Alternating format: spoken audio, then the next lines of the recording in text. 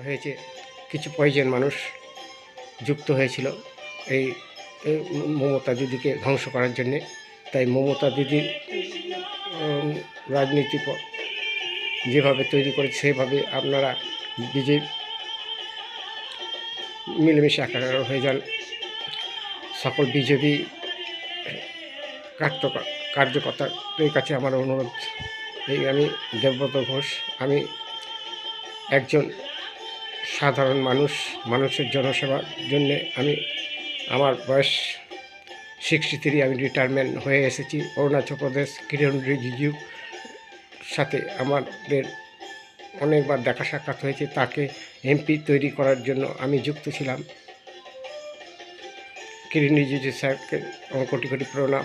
আমার বিশেষ রান্না তাকে খাইয়েছিল, রান্না করে খাওয়ানো হয়েছিল।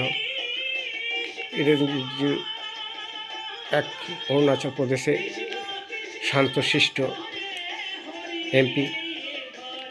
উনি কামবাতে, ওয়েস্ট বেঙ্গল ডিস্ট্রিক্ট কামবাতে অনেকবার এসেছেন, তার সাথে দেখা সাক্ষাৎ হয়েছে।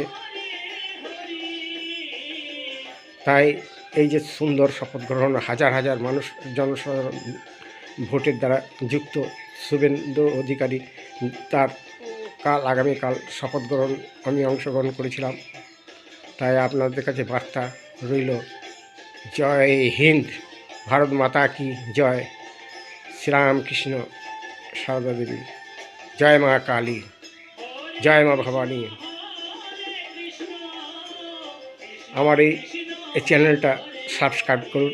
এই সাবস্ক্রাইব করলে আপনাদের সাথে যে আমি যুক্ত হয়ে রয়েছি, আমি